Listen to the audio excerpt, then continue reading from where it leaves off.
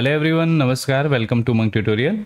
दोस्तों, एक बात मैं साफ करना चाहता हूँ। मैं इस विषय पर वीडियो इसलिए बना रहा हूँ क्योंकि मुझे लगता है कि यह छात्रों के हित से जुड़ा हुआ मुद्दा है। मैं खुद इस पर पहले वीडियो नहीं बना पाया, जबकि यह समस्या कई सालों से चली आ रही है। हो सकता है कि बड़े बड़े कोचिंग संस्थानों को इस तरह के मुद्दों पर चर्चा करने से ज़्यादा अपने कोर्सेस और बैचेस चलाने की चिंता हो। उनकी भी अपनी प्रायोरिटीज होती है, लेकिन मैंने सोचा कि अगर मुझे सिलेबस और एग्जाम पैटर्न में ऐसी बातें समझ आई तो क्यों ना मैं उन्हें आपसे साझा करूं। दोस्तों, व्यापम का सिलेबस देखकर तो दिल खुश हो जाता है। मतलब सिलेबस ऐसा कि एग्जामिनर बोले कॉपी पेस्ट कर दो भाई, बस एग्जाम का नाम बदल देना। कैंडिडेट बेचारा सोचेगा वाह, सिलेबस तो वही है, बस जॉब टाइटल बस बदल गया। इसका मतलब ज़्यादा पढ़ाई नहीं करना पड़ेगा। छत्तीसगढ़ व्यापम का सिलेबस समझना कोई आसान काम नहीं है। इसे देखकर तो नासा के वैज्ञानिक भी माथा पकड़ लें। एक ही सिलेबस, अलग अलग नाम की परीक्षाएं। मान लीजिए सिलेबस एक ही है लेकिन पेपर का नाम अलग अलग। कहीं उसे अमीन एग्जाम बता देंगे, कहीं पटवारी, कहीं राजस्व निरीक्षक, तो कहीं मंडल संयोजक। अब सोचिए, सिलेबस वही, पढ़ाई वही, तो अलग अलग एग्जाम क्यों? लगता है व्यापम का असली सब्जेक्ट ही है नाम बदलो और पेपर लो। अब अमीन की भर्ती परीक्षा का नोटिफिकेशन जारी किया गया है। थोड़ा उस पर नजर डालते हैं। जरा देखिए 2017 का पैटर्न। कुल 150 सवाल, 150 अंक। कंप्यूटर 20 अंक के, हिंदी व्याकरण 10 अंक का, अंग्रेजी व्याकरण 10 अंक के, सामान्य ज्ञान आपका 35 अंक का, मानसिक क्षमता 15 अंक, गणित 30 अंक और छत्तीसगढ़ के सामान्य जानकारी जो है वो 15 अंक की। इसके साथ ही समसामयिक घटनाएं जो है वो 15 अंक। यानी सीजीजीके का सीधा सीधा 15 से 20% हिस्सा अनिवार्य था। अब आइए 2025 पर। नया पैटर्न, सिर्फ 100 सवाल और 100 अंक। कंप्यूटर घटकर 10 हो गया, हिंदी व्याकरण 10, अंग्रेजी व्याकरण 10, जीके घटकर 30, मानसिक क्षमता बढ़कर 20 और गणित घटकर 20 कर दिया गया। और छत्तीसगढ़ की सामान्य जानकारी, अरे भाई वो तो गायब ही कर दी। बस सामान्य ज्ञान के जानकारी में घोलकर मिला दिया गया। तो नाम है छत्तीसगढ़ व्यापम, और छत्तीसगढ़ का वेटेज जो है कितना होगा ये तो परीक्षा के मूड पर निर्भर करता है। कभी अलग सेक्शन, कभी मिक्स, कभी ज़्यादा, कभी कम। यही तो है असली सिलेबस का झोल। और अब आते हैं असली कमाल पर। हॉस्टल वार्डन, जिसका काम बच्चों की देखरेख और अनुशासन है, उसके लिए कंप्यूटर 50 नंबर का अनिवार्य कर दिया गया है, जिसमें भी 50% स्कोर करना कंपलसरी है। मतलब अगर बच्चे रो रहे हो तो एक्सेल खोलो, और अगर हॉस्टल में झगड़ा हो जाए तो पावर पॉइंट प्रेजेंटेशन बना दो। क्या बात। वही दूसरी तरफ पटवारी और अमीन जैसे एग्जाम, जिनका पूरा काम कंप्यूटर, नक्शे और डिजिटलीकरण पर टिका हुआ है, उनके लिए कंप्यूटर बस 10 से 20 अंकों का टाइम पास विषय, और उस पर भी कोई अनिवार्यता नहीं। स्क्रीनिंग टेस्ट, अरे भाई वो सब क्यों चाहिए? यानी जहां कंप्यूटर से कोई वास्ता नहीं वहां 50% कंप्यूटर पास होना जरूरी, और जहां पूरा काम कंप्यूटर पर है वहां उसका महत्व गौण। यहां यही है व्यापम का लॉजिक। अब एक और कमाल सुनिए। एक ही इंग्लिश का सिलेबस लीजिए, कहीं लिखा है बस 20 मार्क्स, और उसके अंदर क्या सिलेक्ट होगा, कौन सा चैप्टर कितने का है, ये भगवान जाने। वही दूसरी तरफ वही सिलेबस में हर यूनिट के आगे साफ साफ मार्क्स लिख दिए गए। ग्रामर 4 नंबर का, ट्रांसफॉर्मेशन ऑफ सेंटेंस 3 नंबर का, और वोकैबुलरी 3 नंबर का। अब सोचिए, पढ़ाई करने वाले छात्र के लिए कौन सा सिलेबस आसान होगा? जाहिर है जहां क्लैरिटी है। लेकिन व्यापम का तो स्टाइल ही अलग है। कभी कभी साफ साफ लिखेंगे, कभी अंदाजा लगाने के लिए छोड़ देंगे। मतलब पढ़ाई से ज्यादा दिमाग इस बात पर लगाओ कि असल में पूछेंगे क्या।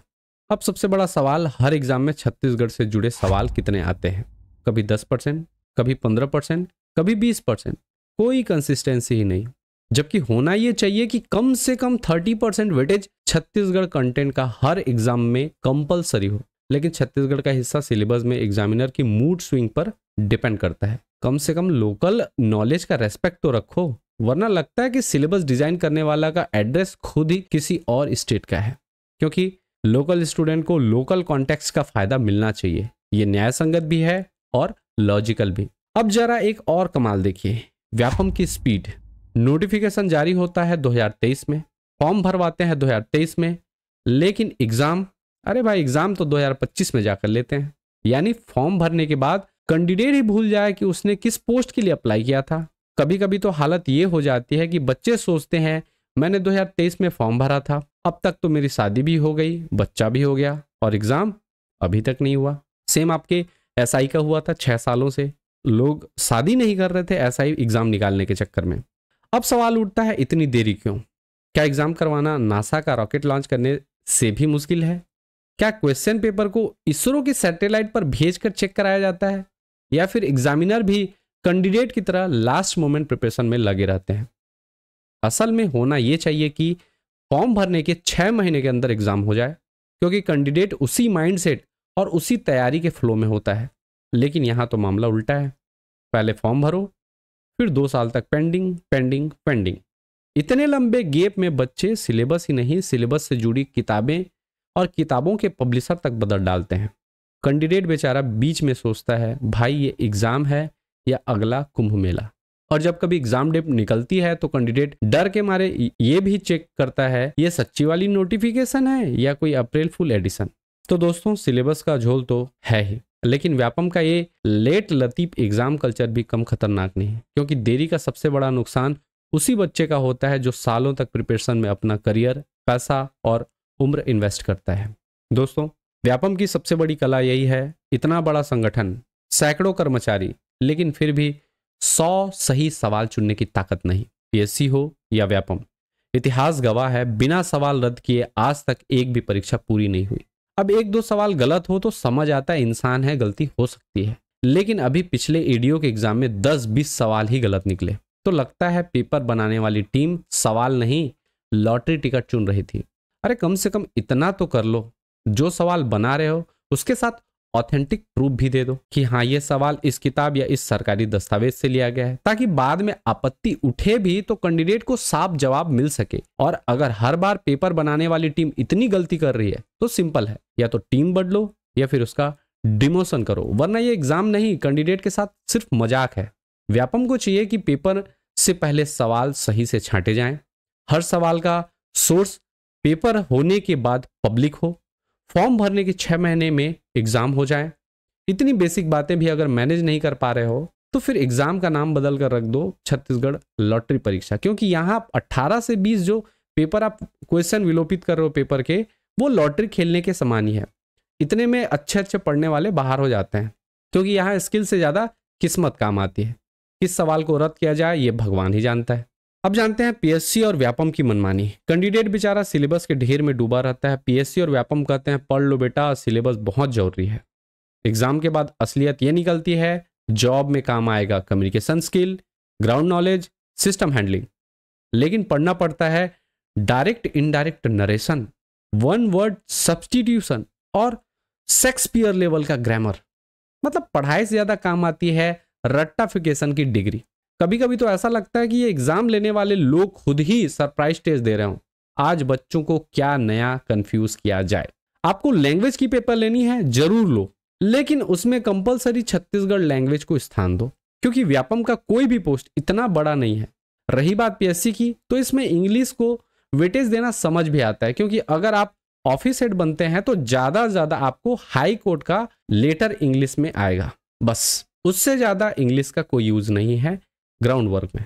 तो दोस्तों मामला साफ है, छात्र रात दिन मेहनत करते हैं, पर व्यापम हर बार सिलेबस और वेटेज बदलकर उन्हें कंफ्यूज कर देता है। और सबसे बड़ा झोल छत्तीसगढ़ का अपना हिस्सा, जो हर परीक्षा में कम से कम 30% होना ही चाहिए, वो कभी होता है कभी नहीं। अब कुछ सुझाव व्यापम के लिए: सिलेबस में पारदर्शिता हो, हर विषय या यूनिट के सामने स्पष्ट अंक वितरण, मार्क वेटेज लिखा जाए, कॉपी पेस्ट जेनेरिक सिलेबस की बजाय रोल स्पेसिफिक सिलेबस तैयार किया जाए, साथ ही वेबसाइट को up to date student friendly बनाया जाए, छत्तीसगढ़ आधारित कंटेंट को अनिवार्य बनाया जाए, अर्थात हर भर्ती परीक्षा में कम से कम 30% छत्तीसगढ़ जीके का हिस्सा फिक्स होना चाहिए। इससे लोकल स्टूडेंट को लॉजिकल सपोर्ट भी मिलेगा और नौकरी में फील्ड अंडरस्टैंडिंग भी मजबूत होगी।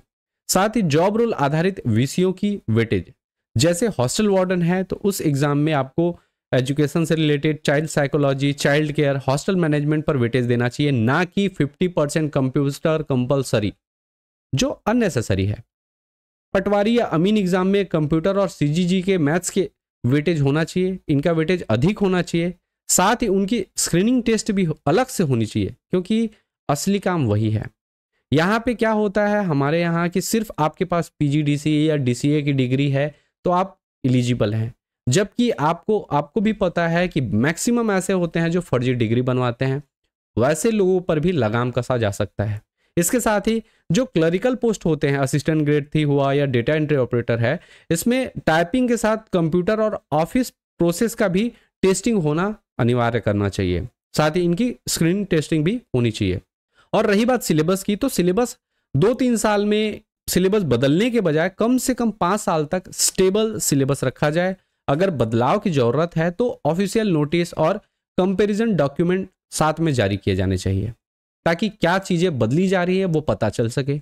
अब बात करते हैं स्क्रीनिंग और प्रैक्टिकल टेस्ट जोड़ने की। जहां जॉब नेचर टेक्निकल है, जैसे डेटा एंट्री ऑपरेटर, पटवारी, अमीन, वहां सिर्फ लिखित नहीं बल्कि प्रैक्टिकल टेस्ट या फिर स्क्रीनिंग टेस्ट भी होनी चाहिए। इससे रटकर पास होने वाले और असल में स्किल रखने वालों में फर्क किया जा सकता है। भर्ती प्रक्रिया में कंसिस्टेंसी, एक ही सिलेबस को अलग अलग एग्जाम का नाम देकर बार बार इस्तेमाल करने की प्रथा खत्म की जाए। अगर सिलेबस सेम है तो एक कॉमन एग्जाम के रूप में कंडक्ट किया जाए और फिर रैंक या प्रेफरेंस के आधार पर पोस्टिंग दी जाए। इससे क्या फायदा होगा? इससे ये फायदा होगा कि जो बच्चे सेम सिलेबस को तैयारी कर रहे हैं तो ज्यादा पोस्ट आएंगे और रैंक के अकॉर्डिंग वो पोस्ट ले सकते हैं। इससे जो बच्चे आपके रैंक में पीछे छूट जाते हैं उनको भी मौका मिलेगा जॉब लेने का। और जो एक पोस्ट के बाद कई आपको ऐसे देखने को मिलेंगे, एक पोस्ट लगाया फिर दूसरे पोस्ट लगाया, तीसरे पोस्ट लगाया, ऐसी पोस्ट खाते जाते हैं, उन लोग से भी छुटकारा मिलेगा ताकि ज्यादा लोगों को रोजगार मिल सके। तो आखिर समाधान क्या है? हर सब्जेक्ट के सामने साफ साफ मार्क्स लिखे जाएं सिलेबस में। छत्तीसगढ़ जीके का कम से कम 30% हिस्सा फिक्स हो हर पेपर में। जॉब रोल के हिसाब से सिलेबस बनाया जाए, बार बार बदलने के बजाय 5 साल तक स्टेबल सिलेबस हो, और जहां जरूरी है वहां प्रैक्टिकल टेस्ट भी हो, स्क्रीनिंग टेस्ट हो। और सबसे बड़ी बात, अगर सिलेबस सेम है तो अलग अलग एग्जाम ना कराकर कॉमन एंट्रेंस एग्जाम हो और रैंक के हिसाब से पोस्टिंग दी जाए। तो दोस्तों यही है व्यापम का सिलेबस का झोल। कॉपी पेस्ट सिलेबस, बेकार का कंप्यूटर वेटेज, छत्तीसगढ़ का लुका छिपी वाला हिस्सा और व्यापम की मनमानी। अब सवाल यह है कि आखिर ये बदलाव किसके फायदे के लिए है, छात्रों के या सिस्टम के? अब सवाल आपके लिए, क्या हर एग्जाम में छत्तीसगढ़ का 30% हिस्सा कंपलसरी होना चाहिए? क्या हॉस्टल वार्डन को कंप्यूटर इंजीनियर बनाना ही अल्टीमेट गोल है? और क्या पटवारी या अमीन के लिए कंप्यूटर स्क्रीनिंग टेस्ट जरूरी नहीं होना चाहिए? जवाब आपके पास है। मेरा उद्देश्य किसी को टारगेट या हर्ट करना बिल्कुल नहीं है, बल्कि मैं चाहता हूं कि हम सब मिलकर इन चीजों को समझें और अवेयरनेस बढ़ाएं, क्योंकि बदलाव तभी संभव है जब हर छात्र को क्लैरिटी हो कि असली प्रॉब्लम क्या है और उसका समाधान कैसे निकाला जा सकता है। तो यह वीडियो सिर्फ एक कोशिश है अवेयरनेस फैलाने की, ताकि जो भी आने वाले समय में तैयारी करें वे सही दिशा में मेहनत कर सकें। अगर यह झोल आपको भी खटकता है तो इस वीडियो को शेयर कर दीजिए, क्योंकि सिलेबस तो कॉपी पेस्ट है लेकिन अवेयरनेस कॉपी पेस्ट नहीं है। तो मिलते हैं अगले एपिसोड में एक नए मुद्दे के साथ। तब तक सीखते रहिए, समझते रहिए और जागरूक रहिए। जय हिंद, जय भारत, वंदे मातरम।